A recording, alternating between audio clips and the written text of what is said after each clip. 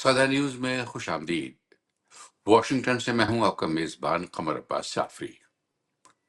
صاحب، جیسا کہ آپ جانتے ہیں کہ ہندوستان نے پہلگام پر دہشت گردی کے حملے کے بعد بقول اس کے دہشت گردوں کو سبق سکھانے کے لیے پاکستان پر حملہ کیا۔ پاکستان نے تحمل کا مظاہرہ کیا، لیکن بہرحال پاکستان کا جواب دینا تھا اور اس نے جواب دیا۔ اس جواب کا نتیجہ کیا نکلا، یہ تو آنے والا وقت اور تاریخ بتائیں گے کہ در حقیقت ہوا کیا۔ لیکن ایسا لگتا ہے کہ کوئی ایک ایسی بات ہوئی اس جنگ کے دوران کہ جس کے سبب یہ جنگ زیادہ نہ چل سکی جس کے لیے توقع کی جا رہی تھی۔ کیا واقعہ ہوا اس پورے ایپیسوڈ میں؟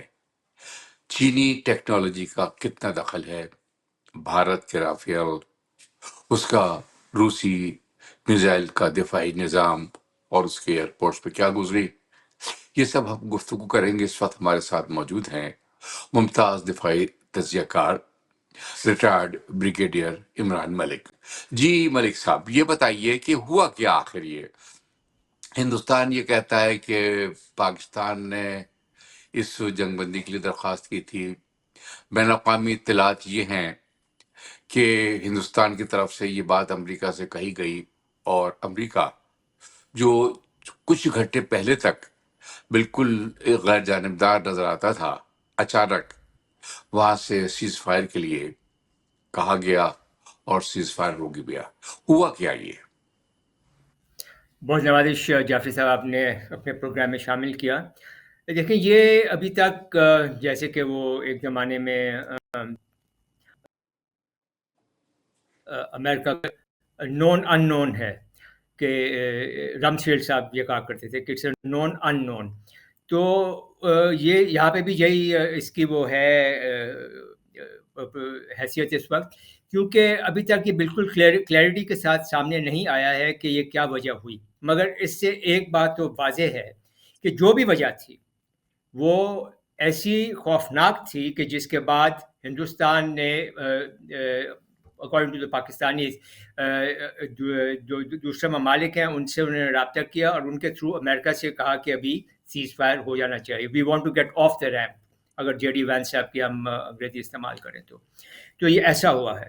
کچھ تو لوگ یہ کہتے ہیں کہ جب انہوں نے چکلالہ ایئر بیس کے قریب تھے وہاں پہ حملہ کیا تو پاکستان نے شاید یہ سمجھا کہ یہ کوئی ان کے نیوکلیئر جو کمانڈ سینٹرز جو ہیں اس کی طرف یہ حملہ کرنے کی کوشش کر رہے ہیں۔ سب ازمپشنز ہیں، یہ فیکٹس نہیں ہیں، ازمپشنز ہیں۔ تو ہو سکتا ہے کہ پاکستان نے یہ کہا ہو کہ بھئی اگر آپ ایسا کریں گے تو پھر اس کے نتائج بہت خوفناک نکلیں گے، جس کے بعد پاکستان نے اپنا وہ جو 9 اور 10 کی رات کو جو اپنا اوفینسو تھا وہ لانچ کیا، جوابی حملہ ڈیٹیل، جس کے بعد پھر ایک دم سے امریکنز جو ہیں وہ اس کے اندر پریکٹیکلی شامل ہو اور انہوں نے سیز فائر کو بروکر کیا۔ تو ایک تو عام طور پر یہی سمجھا جا رہا ہے کہ اصل بھارتی وزیر اعظم مودی صاحب نے جو تقریر کی ہے اپنی اس کے بعد، اس میں تو انہوں نے کھلم کھلا یہ کہا ہے کہ پاکستان کو سبق سکھا دیا ہے، اور وہ ان کے ترجمان جو ہے مستقل یہ کہہ رہے ہیں کہ کوئی بھارتی ہوائی اڈہ جو ہے یا ایئر بیس جو ہے وہ نقصان نہیں پہنچا اس کو، نہ ان کا میزائلوں کا دفاعی نظام متاثر ہوا ہے۔ حقیقت کیا ہے؟ بین الاقوامی دنیا کیا کہہ رہی ہے؟ دیکھیے، آپ اس میں حقیقت کو آپ سرکمسٹانشل ایویڈنس کے ساتھ آپ دیکھیں کہ 6 اور 7 مئی کے رات کی بعد ہندوستان کا کوئی جہاز پھر ہوا میں نہیں آیا، اور وہ پاکستان کے بارڈر سے 300 کلومیٹر سے زیادہ دور ہی رہے ہیں، اور 300 کلومیٹر کی رینج وہ تھی جو کہ PL-15 کی رینج ہے۔ انہوں نے اپنی ساری تقریباً ایئر فورس کو گراؤنڈ کر دیا تھا۔ اس کے بعد انہوں نے جتنا بھی انحصار کیا ہے وہ یا تو ڈرونز پہ کیا ہے اور یا پھر اپنے میزائلز کے اوپر کیا ہے، اور ان کی ایئر فورس تو تقریباً ساری کی ساری گراؤنڈ ہو چکی تھی۔ تو یہ اس بات کی غمازی کرتا ہے کہ جو ڈیمیج پاکستان کی ایئر فورس نے کیا ہے ان کی لاتعداد بیسز کے اوپر ان کو انآپریٹو بنا دیا، یہ put them out of action, اور وہ ان کو استعمال نہیں کر سکیں. اگر ایسی بات تھی کہ پاکستان نے کسی بھی بیس کو ہٹ نہیں کیا ہے اور ہندوستان کی جو ایئر فورس جو ہے وہ مکمل طور پر فعال تھی اور ایکٹیو تھی اور وہ آپریشنز کر سکتی تھی، تو پھر اس نے کیوں نہیں کیا؟ اس نے رسپونڈ کیوں نہیں کیا؟ پاکستان کی ایئر فورس، پاکستان کی آرمی تو لگاتار رسپونڈ کر رہی تھی، اور اس کے بعد ہی پاکستان نے جب 9 اور 10 کی مئی کی رات کو جب اپنا اوفینسو لانچ کیا ہے، ریٹیلیشن اپنی لانچ کی ہے، تبھی جا کے ان کو S-400 کی بیٹریز جو ہیں ان کے، اور جو براموس کے جو اسٹوریج ایریاز جو ہیں، ان کی ایئر بیسز جو ہیں، ان کے بریگیڈ اور بٹالین، کہاں کہاں پہ انہوں نے ان کو ہٹ نہیں کیا ہے. تو یہ یا تو اچھا اگر جی بریگیڈیئر ملک، یہ بات تو طے ہے کہ اس پوری جنگ کا یا جو بھی صورتحال ہے اس کا جو کریڈٹ ہے بنیادی طور پر پاکستان ایئر فورس کو جاتا ہے، لیکن سوال یہ ہے کہ اس پورے واقعے میں، اس پوری جنگ میں چینی ٹیکنالوجی جو ہے اس کے بارے میں بہت باتیں کی جا رہی ہیں. پاکستان کی سائبر کمان، پاکستان کی اسپیس کمان، یہ نئی ٹرمینالوجیز جو ہیں سامنے آ رہی ہیں ایئر فورس کے حوالے سے. اس کے بارے میں ذرا ہمارے سننے والوں کو آپ بتائیں گے چینی ٹیکنالوجی کے حوالے سے. دیکھیں اور یہ میرے خیال میں اگر ہم اس ساری کلیش کو کہیں، اس کو جنگ نہ ہی کہیں تو اچھا، کیونکہ جنگ اتنی بڑی تو ہوئی نہیں ہے. جو کلیش ہوا ہے ابھی انڈیا اور پاکستان میں، اس میں اگر کوئی ایک چیز بہت جو بھی آپ پرومیننٹ کہیں، ہوئی جو ہے، بھی نام دیں. جی ہاں، جو جی جو ہوئی ہے وہ ہوئی ہے کہ چائنا کی ٹیکنالوجی کس قدر واضح طور پر سامنے آئی ہے، اور اس کا کتنا پرو ایکٹیو اور کتنا پرومیننٹ رول رہا ہے پاکستان کی برتری میں. اور اس میں دو باتیں ہیں. سب سے پہلی بات تو یہ ہے کہ جب سے ویسٹرن کنٹریز نے بشمول یونائٹیڈ اسٹیٹس نے، انہوں نے پاکستان کے اوپر قدغن لگایا ہے، اس کے پاکستان کی ملٹری ایڈ روک دیا یا ملٹری سپورٹ انہوں نے کم کر دی ہے، تو اس کے بعد سے پاکستان کو ظاہری بات ہے کہ دوسرے ذرائع ڈھونڈنے تھے، اور پاکستان نے چائنا کے ساتھ اپنے روابط جو ہیں جو پہلے سے بہت اچھے تھے اور زیادہ مضبوط کیے. اور چلتے چلتے چلتے اب یہ اتنے زیادہ مضبوط ہو گئے ہیں کہ جیسے آپ نے کہا کہ اب پاکستان اور JF-17 مل کر بنایا ہے. پاکستان نے ان سے J-10C جو ہیں ایئر کرافٹ کو خرید بھی لیے ہیں، اپنی ایئر فورس میں انڈکٹ بھی کر لیے ہیں، اور ان کو آپریشن میں بھی استعمال کر لیا، جہاں تک ان کی ایکسپرٹیز ہو گئی ہے اس کے اوپر. اور J-35 جو ان کا 5th جنریشن ایئر کرافٹ ہے، اس کے لینے کی بھی بات چیت ہو رہی ہے. اب جہاں تک اس کلیش کی بات ہے، تو اس میں یقینی طور پر پاکستان کو جو ٹیکنالوجیکل سپورٹ شروع سے ملتی آ رہی ہے چائنا کی طرف سے، جس میں سائبر کمانڈ یا سائبر وارفیئر میں ان کی سپورٹ ہے، جس میں اسپیس وارفیئر میں ان کی سپورٹ ہے، اور جس میں الیکٹرو میگنیٹک اسپیکٹرم کے اندر جو انہوں نے سپورٹ کیا ہے کو، تو یہ تمام جو کیپیبلٹیز ہیں، یہ تمام جو کیپیسٹیز ہیں جو کہ پاکستان ایئر فورس اور پاکستان آرمی اور نیوی میں جو بلڈ کی گئی ہیں، یہ چائنا کی سپورٹ کے ساتھ کی گئی ہیں. استعمال پاکستان نے خود کی ہیں، کیونکہ جو J-10C جہاز اڑ رہے تھے اور جو JF-17 تھے، وہ پائلٹس پاکستانی تھے، جنہوں نے نشانہ لیے جی اور میزائل داغے وہ پاکستانی تھے. تو اور جو سائبر وارفیئر جو اب مجھے نہیں، مکمل یہ کر لینے بتائیے دیجیے. بریگیڈیئر عمران ملک، مجھے جو میرا بنیادی سوال ہے ہمارے سننے والوں کے لیے اور دیکھنے والوں کے لیے، وہ جی یہ ہے کہ کیا یہ جو اٹیکس کیے گئے میزائلز کے یا سسٹمز ایکٹیویٹڈ تھے، اس کے باوجود یہ حملے ہوئے؟ جی، وہ آپ کی خیر مجھے سوال پورا سمجھ نہیں آیا کہ بیچ میں وہ میرا سوال یہ ہے بفرنگ کہ ہو یہ گئی کہا تھی. جاتا ہے کہ پاکستان کی سائبر اسپیس جو کمانڈ ہے، وہ اس کے ذریعے سے بھارت میں جو ان کے سسٹمز تھے، دفاعی نظام تھے، ان کو جیم کر دیا گیا تھا، یا ان کے ریڈارز کو جیم کر دیا گیا تھا. ان میں کتنی حقیقت ہے، یا یہ صرف کہانیاں یا ہیں، داستانیں؟ دیکھیں، ابھی جو ماڈرن وارفیئر جو ہے، یہ پرانی وارفیئر سے جو آج سے 20 سال، بہت زیادہ پرانی میں نہیں، جو 20 سال پہلے جنگ کرنے کے جو طریقے تھے ان سے بہت مختلف ہے. پہلے تو ہم صرف بات کرتے تھے آرمی، ایئر فورس اور نیوی کی. اب ہم بات کرتے ہیں army, air force, navy, cyber, space, electro magnetic spectrum, اور اس کے علاوہ بھی اور جو ایسے ڈومینز ہیں جو کہ ابھی جو وارفیئر میں شامل ہو گئے ہیں. اب جب پاکستان والی اس کلیش کی میں بات کرتا ہوں، جب انہوں نے اپنی کارروائیاں شروع کی تو انہوں نے ملٹی ڈومین ایک جو اسٹریٹجی تھی وہ बनाई और उसको मल्टी डोमेन स्ट्रेटजी का मुराद ये है कि तमाम डोमेन साइबर स्पेस इलेक्ट्रोमैग्नेटिक और फिर आपकी जो एयरफोर्स और उनके जहाज और उनके मिसाइल्स और उनके पायलट्स और उनके जो सपोर्ट स्टाफ था जो रडार्स पे जो थे जो ट्रैफिक उसमें CNR कहते हैं कंट्रोल एंड रडार्स में थे उन्होंने सब मिलकर एक ये काम किया है। तो जब ये हमला करने गए हैं तो यकीनी तौर पर साइबर कमांड ने जो उनके रडार जो हैं उनको उनके उनकी कार्रवाई को उनके जो वायरलेस की जो उनकी बातचीत जो है कम्युनिकेशन जो है उनको डिस्टर्ब किया होगा, उनको जैम किया होगा, उनके रडार्स को उनकी कम्युनिकेशन को जैम किया होगा और एक वो स्पेस क्रिएट की होगी पाकिस्तान के जहाज़ों के लिए कि वो जाएं और अपने मिसाइल दागें और वापस लौट आएं और यही यकीनन तौर अच्छा, पर तो हुआ ये है। बताइए, ये सवाल यहाँ ये पैदा होता है कि इंडिया भी उसी मॉडर्न वारफेयर का एक हिस्सा है और इंडिया के पास भी वो सारी चीजें मौजूद हैं जो पाकिस्तान के पास मफरूजा तौर पर हो सकती हैं। तो इंडिया ने ये सिस्टम क्यों नहीं इस्तेमाल किया या क्यों नहीं कर सका वो?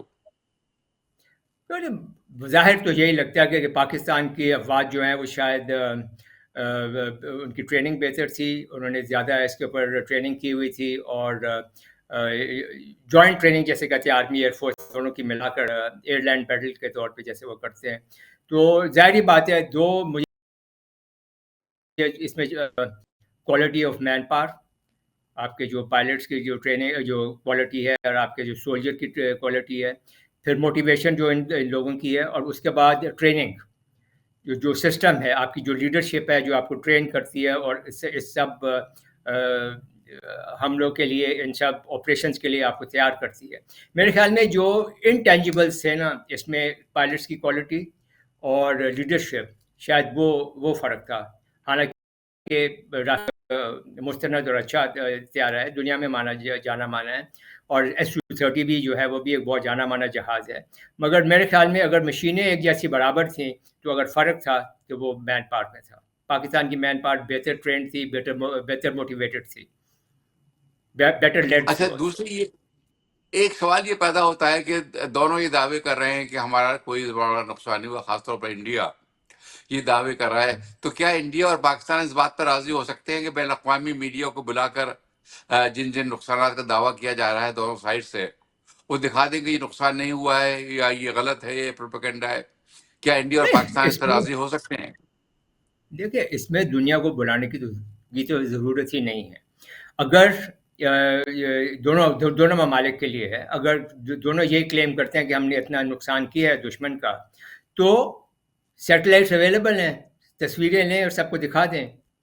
फिर जो वो बात करते हैं कि हमने मिसाइल्स फायर किए और उन मिसाइल्स ने ये अहदाफ जो थे इनको हिट किया और ये इफ़ेक्ट्स अचीव किए। तो आजकल हर जहाज़ का हर मिसाइल का एक डिजिटल सिग्नेचर होता है जो कि रडार्स पे आ जाता है और जो कि हर जगह पे आप उसको फॉलो कर सकते हैं। अभी एक रडार पे जा रहा है कि एक जहाज़ नज़र आ रहा है, फिर एक मिसाइल जाता है और फिर वो ब्लिप गायब हो जाता है। इसका क्या मतलब है? तो ये सब चीज़ें इस तरह से प्रूव हो सकती हैं बजाय इसके बगैर इसके कि ये दोनों ममालिक उसको दिखाएं या प्रोजेक्ट। सबसे बड़ी बात ये है कि सिंपल सी बात है कि जैसे 2019 में इन्होंने क्लेम किया था कि जी हमने पाकिस्तान के एक F-16 मार गिराया, तो पाकिस्तान ने अपने सारे जहाज़ गिनवा दिए थे इनको।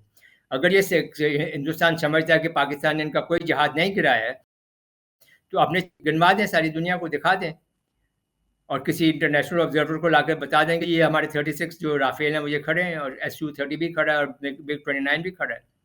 तो वो अगर चाहें तो ये कर सकते हैं, मगर अब ज़ाहिर बात है उन्होंने एम्बिग्विटी रखी हुई है, ना हाँ करते हैं ना करते हैं और इस एम्बिग्विटी में वो समझ रहे हैं कि शायद दुनिया इस बात को भूल जाएगी। मगर आप एक बात देखें अच्छा, अब एक जैसे सवाल ये पैदा होता है ब्रिगेडियर मलिक कि ये सारा जो झगड़ा शुरू हुआ था पहलगाम से शुरू हुआ था, जिसके बाद भारत ने पाकिस्तान का पानी बंद करने का ऐलान किया था, यानी ये बात सामने आई थी कि पानी बंद कर दिया जाएगा।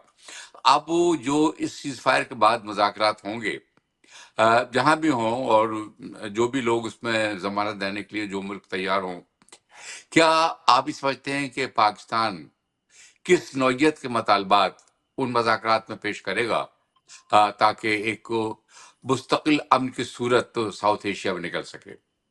اور آپ کے خیال میں کیا دیکھیے مطالبات ہونے چاہیے؟ دیکھیے اس میں دو پہلو بہت اہم ہیں. سب سے پہلی بات یہ ہے کہ اگر ہندوستان چاہتا ہے کہ وہ انڈس اور جہلم اور چناب کو وہ روک لے گا، تو ہمیں یہ بات سمجھنی چاہیے سب کو کہ یہ بن جاتے ہیں of cubic metres of water, billions of cubic metres of water ایک سال کے اندر، ایک سیزن کے اندر. مثال کے طور پر اتنے زیادہ پانی کو وہ کہاں روکیں گے؟ ریزروائرز بنائیں گے. ریزروائرز کدھر بنائیں گے؟ کتنے billion, hundred of billions of dollars اس پہ خرچ کریں گے؟ اگر وہ یہ رخ موڑیں گے دریاؤں کا، تو دریاؤں کا رخ موڑ کر یہ billions of cubic metres of water کدھر جائے گا؟ کہاں جائے گا؟ یہ ایک دھمکی ضرور ہے، مگر اس کا پریکٹیکلی ہونا بہت مشکل ہے. اس لگ جائیں گی اور کئی hundred of billions of dollars لگیں گے. ایک بات. دوسری بات یہ ہے کہ جب ان کے نیگوسیشنز ہوتے ہیں تو ظاہری بات ہے دونوں ممالک جو ہیں وہ ایکسٹریم پوزیشنز پہ دیں گے. پاکستان میرے خیال میں 3 مدعوں پہ بات کرے گا: کشمیر، انڈس واٹر ٹریٹی، اور ٹیررزم جو کہ پاکستان کے خلاف افغانستان سے اور ایران سے ہو رہی ہے، جس میں BLA اور TTP اور ان کے ساتھ جو اور چھوٹے گروپ شامل ہیں. ہندوستان شاید بات کرے گا کہ ہمیں آزاد جموں اینڈ کشمیر واپس کرو اور ٹیررزم مت واپس کرو اور یہ انڈس واٹر ٹریٹی کے اوپر بات مت کرو، اور اس ٹائپ کی بات چیت ہوگی. تو یہ دونوں ایکسٹریم پوزیشن پہ جائیں گے. اس کے بعد اگر یہ واقعتاً کوئی نتیجہ خیز بات چیت کرنا چاہتے ہیں تو آہستہ آہستہ یہ اپنی پوزیشنوں سے اندر آئیں گے، ان کو تھوڑا سا میلو کریں گے اور پھر ہی کوئی بات ہو سکتی ہے. اور یہ بات اس وقت ہوگی میرے نزدیک کہ اگر کوئی میڈیٹر امریکہ کا ٹائپ ہو یا کوئی ایسا عرب ملک ہو جس کا دونوں کے ساتھ بہت اچھے تعلقات ہوں، تو تبھی یہ بات ہو سکتی ہے. جیسے پرائم منسٹر مودی نے اپنی تقریر میں کہا کہ وہ صرف دہشت گردی پہ بات ہوگی اور آزاد جموں اینڈ کشمیر کے اوپر بات ہوگی، تو یہ تو پھر ایک نان سٹارٹر ہے. پھر تو یہ ٹاکس جو ہیں یہ شروع ہونے سے پہلے ہی ختم ہو جائیں گی. اور میرے خیال میں ہندوستان صرف اس وقت تھوڑا ٹائم گین کرنے کی کوشش کر رہا ہے کہ اپنا مورال واپس بحال کرے، اپنے جو لاسز ہیں ان کو دوبارہ ریکوپ کرے اور پھر اس پوزیشن میں آنے کی کوشش کرے جہاں سے وہ پھر ایک اور لیکن ہندوستان تو یہ ماننے کے لیے پاکستان کو تیار ہی دبا. نہیں ہے کہ اس کو کوئی ضرب لگی ہے، اس کو کوئی نقصان پہنچا ہے. لیکن اب ایک سوال اور یہاں پر یہ پیدا ہوتا ہے بریگیڈیئر ملک، آپ ٹیررزم کے بارے میں بھی جانتے ہیں، اس کی بھی ایکسپرٹی ہے آپ کے پاس، کہ اس دوران میں جبکہ یہ جنگ یا کلیش جو بھی ہو رہا تھا دونوں ملکوں کے درمیان، BLA بلوچستان میں اور TTP افغانستان سے آنے والے، ان کی طرف سے کوئی حملہ نہیں ہوا. یعنی عجیب و غریب بات ہے کہ پاکستان کی فوج جو کنسنٹریٹ کر رہی تھی بلوچستان میں یا TTP کے اوپر KP میں، وہ سب مصروف تھے. اس کے باوجود کوئی حملہ نہیں ہوا ان دہشت گردوں کی طرف سے. اس کا کیا سبب نظر آتا؟ کیا ہینڈلرز وہاں ان نہیں کے مصروف تھے؟ نہیں، ایسی بات نہیں ہے. بلوچستان میں ایک آئی تھنک فوجی ٹرک کے اوپر انہوں نے ایک امپرووائز ایکسپلوزیو ڈیوائس کے ساتھ حملہ کیا اس جس میں دوران ہمارے نہیں ہوا جس نوجوان دوران لڑائی ہو رہی تھی. اس اس دوران نہیں ہوا، اس اس دوران دوران ہوا لڑائی ہو رہی تھی. ہے. اس اس دوران ہی دوران ہوا. ہوا ہے. اس دوران ہوا ہے. اچھا. نوجوان ہمارے شہید ہوئے ہیں. اور ایسا نہیں ہے کہ ان لوگوں کو موقع ملے اور یہ موقع ہمیں چھوڑ دیں. دیکھیں، ایک میں آپ سے جعفری صاحب ایک بہت سمپل سا سوال کرتا ہوں.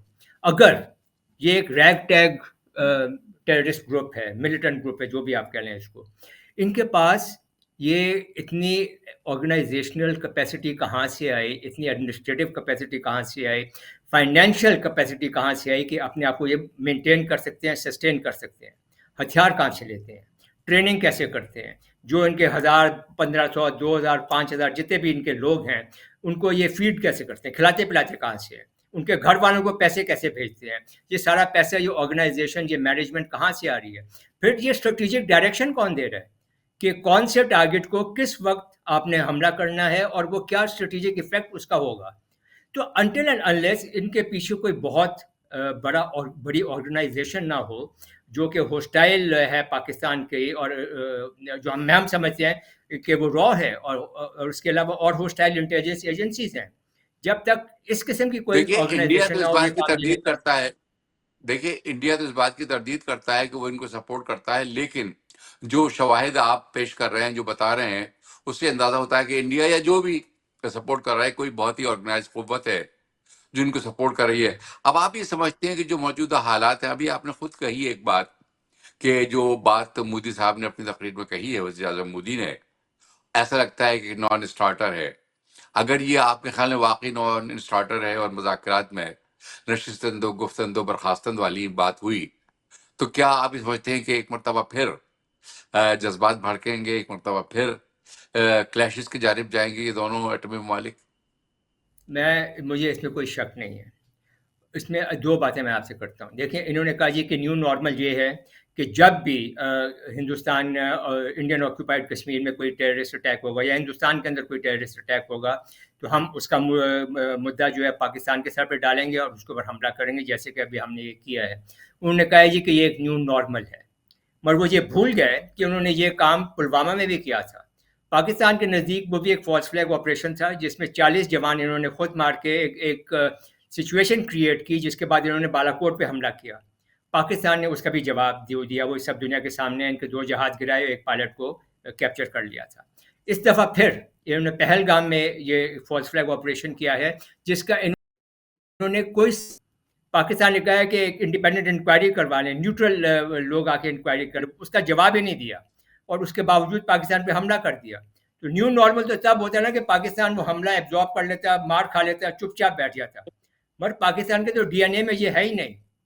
ساری ویسٹرن میڈیا اب یہ کہہ رہے ہیں کہ پاکستان کے ڈی این اے میں ہے کہ وہ رسپانس کرتا ہے، وہ ریٹیلیٹ کرتے ہیں، اور پاکستان نے ریٹیلیٹ کیا ہے.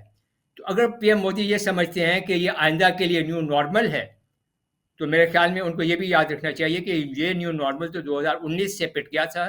اب جو نیو نارمل ہے وہ یہی رہے گا جو پاکستان نے اسٹیبلش کیا ہے، اور یہ ہے کہ جب بھی پاکستان کے اوپر جارحیت ہوگی پاکستان رسپونڈ کرے گا، اور پاکستان اپنی پوری قوت کے ساتھ رسپونڈ کرے گا، ریٹیلیٹ کرے گا. یعنی آپ یہ سمجھتے ہیں کہ آنے والے دنوں میں اگر دنیا یہ خواب دیکھ رہی ہے یا ساؤتھ ایشیا کے لوگ یہ خواب دیکھ رہے ہیں کہ امن قائم ہو جائے گا، تو ایسا نہیں ہے؟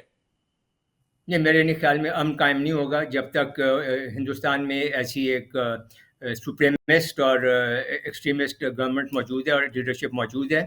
وہ اپنی یہ ہزیمت جو ان کو ابھی اٹھانی پڑی ہے مئی 2025 میں، اس کو برداشت نہیں کریں گے، اور ابھی نہیں تو چند ہفتوں میں، چند مہینوں میں کبھی نہ کبھی وہ ضرور آئیں گے اپنا بدلہ لینے کے لیے، اور یہی تاریخ جو ہے دوبارہ دہرائی جائے گی.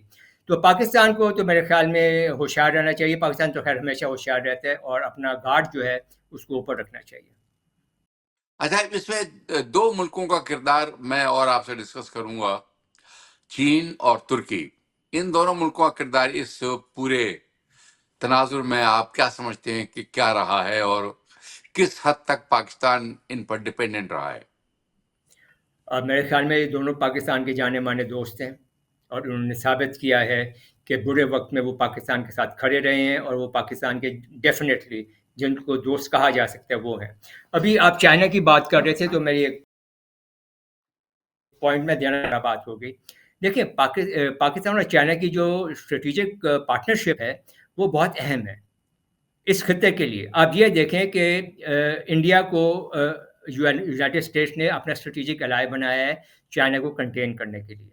اس خطے میں ایک اور بہت بڑا مسئلہ یہ ہے کہ کشمیر ایک اتنی چھوٹی سی جگہ ہے، اس میں دنیا کی 3 سب سے بڑی قوتیں جو ملٹری، نیوکلیئر اینڈ میزائل قوتیں ہیں، چائنا، انڈیا اینڈ پاکستان، ان تینوں کے وائٹل نیشنل انٹرسٹ کلیش کر رہے ہیں. اور یہ دنیا کو سمجھنا چاہیے کہ خالی انڈیا پاکستان کا معاملہ نہیں ہے، اس میں چائنا بھی شامل ہے. اب جو اسٹریٹجک بیلنس ہے وہ بری طرح سے انڈیا کے خلاف چلا گیا ہے. وہ چائنا کو کیا روکیں گے، وہ تو پاکستان کو نہیں دبا سکتے. اور اگر چائنا اور پاکستان مل گئے تو پھر تو ہندوستان کے پاس کوئی میرے خیال میں چانس نہیں ہے ان کو دبانے کا یا ان کا مقابلہ کرنے کا. اس کے بعد پاکستان اور چائنا کی جو ابھی اسٹریٹجک پارٹنرشپ ہے، اور اس خاص طور پہ اس کلیش میں جو نظر آئی ہے، یہ ہے کہ یہ دونوں آئندہ جوائنٹ آپریشنز کر سکتے ہیں. اگر سائبر اسپیس میں اور سائبر ڈومین میں اور اسپیس کی ڈومین میں اسپیس کمانڈ میں، جی. اور اسپیس کمانڈ، ان تمام ڈومینز میں اگر ان کی کیا کہنا چاہیے کولیبوریشن رہی تو یہ جوائنٹ آپریشنز کر سکتے ہیں.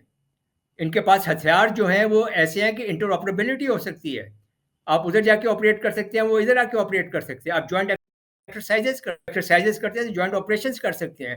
تو جو جیو اسٹریٹجک ڈائمینشنز یا اس ریجن کے، وہ تو بہت بری طرح سے چینج ہو گئے ہیں. ہندوستان کو اس بات کا ابھی تک میرے خیال میں ادراک نہیں ہے. اور اس پہ تو خیر بہت بات ہو سکتی ہے، وہ پھر کبھی کریں گے. ٹرکی کے بارے میں یہ کہہ دوں کہ انشاءاللہ. ٹرکی اور پاکستان تو ہمیشہ سے اور خلافت موومنٹ اچھا، کے وقت سے ایک جو اور ہے بات یہ آئے ہے ہیں. کہ کیا اسلامی دنیا میں، اسلامی ملکوں میں، ایران ہے، سعودی عرب ہے، یو اے ای ہے، عمان ہے، کویت ہے، یہ بہت سارے اسلامی ممالک ہیں، کیا ان میں پاکستان کی امیج میں کوئی تبدیلی آئے گی، ان کے رویوں میں کوئی تبدیلی آئے گی، اور جو ان کا ٹلٹ نظر آتا ہے اس میں کوئی تبدیلی دیکھتے ہیں آپ آنے والے دنوں میں؟ 100%. یہ آپ نے بہت ہی ایک اہم پوائنٹ اٹھایا جعفری صاحب. 100% چینج آئے گا، اور میرے خیال میں آ گیا ہے. اور نہ صرف یہ کہ عرب اور مسلم ممالک نہیں، بلکہ ساؤتھ ایشین ریجن کے اندر جو ہندوستان کے تمام نیبرز ہیں ان کے اندر بھی بہت چینج آئے گا. عرب ممالک کا، خاص طور پر سعودی عرب اور یو اے ای کا جو اور ایران کا جو ہندوستان کے ساتھ انٹرسٹ تھا، وہ بنیادی طور پر آئل کا تھا کہ وہ ان کو تیل سپلائی کرتے ہیں. وہ ان کے ہندوستان بہت بڑا ان کا ایک گاہک ہے، تو ظاہری بات ہے کہ وہ اپنے اکنامک ریزنس کی وجہ سے اس کے ساتھ ان کے اپنے تعلقات اچھے رکھنا چاہتے ہیں. مگر اس کلیش کے بعد پاکستان کا سٹاک جو ہے، پاکستان کا اسٹیچر جو ہے وہ بہت بڑھ گیا ہے. یہی تمام ممالک جن کا آپ نے نام لیے ہیں، آج نہیں تو کل آپ یقین مانیں یہ پاکستان کو اپروچ کریں گے کہ آپ ٹریننگ کریں، ہمارے آپ ایئر فورس کو، ہماری آرمی کو آپ ٹرین کریں. ہم پہلے بھی کرتے رہے ہیں، اب اور زیادہ ہوگا. ٹرکی کے ساتھ ہم پہلے بھی کولیبریٹ کر رہے تھے. چائنا کے ساتھ ہماری ڈیفینس ٹیکنالوجیز میں بہت زیادہ کولیبوریشن ہے، اب اس سے بھی زیادہ آگے جائے گی. آپ یہ اندازہ کریں کہ پاکستان کا کہا جا رہا ہے کہ وہ J-35 بھی لینے کے خواہش مند ہیں، اور کوئی معلوم پتہ نہیں ہے، ہو سکتا ہے کہ اگلے سال تک وہ بھی آ جائیں، 5th جنریشن ایئر کرافٹ بھی پاکستان میں آ جائیں. تو یہ اس کلیش کا جو ہندوستان کو میرے خیال میں ابھی تک ادراک نہیں ہے، اس کے جیو پولیٹیکل اور جیو اسٹریٹجک جو امپلیکیشنز ہیں وہ اتنے فار ریچنگ ہیں، اتنے گہرے ہیں کہ ہندوستان کو جب سمجھ آئے گی ان باتوں کی تو اس وقت تک میرے خیال میں بہت دیر ہو چکی ہوگی. میرا مشورہ یہ ہوگا ہندوستان کو کہ وہ یہ جو ٹاکس ہو رہی ہیں اس میں وہ کھلے دل کے ساتھ آئیں، جو ہمارے مسائل ہیں ان کو حل کرنے کی کوشش کریں، جیسے کہ پاکستان کرنا چاہتا ہے. کشمیر کا مسئلہ، انڈس واٹر ٹریٹی کو بحال کر کے اس کا مسئلہ حل کریں، اور ٹیررزم کا مسئلہ حل کریں.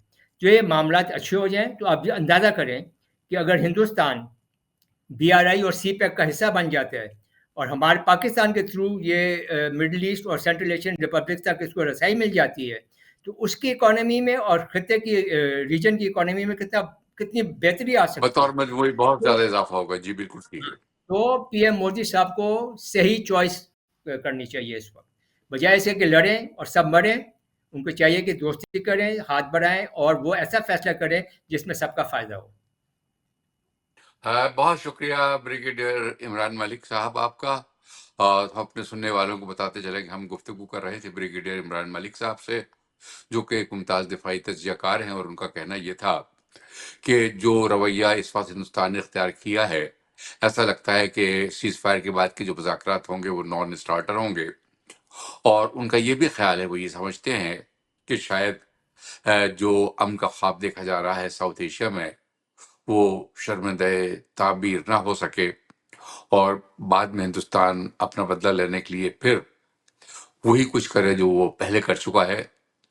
اور ان کا یہ بھی خیال ہے کہ اس جنگ یا اس کلیش کے بعد عرب ممالک اور اسلامی ممالک میں پاکستان کا اسٹریچر بہت بلند ہوگا، اور وہ ممالک اب پاکستان سے رجوع کریں گے اپنی دفاعی ضروریات کے لیے. اب اپنے میزبان قمر عباس جعفری کو اجازت دیجیے. ہمارے آج کے پروگرام کے پروڈیوسر تھے اظفر امام.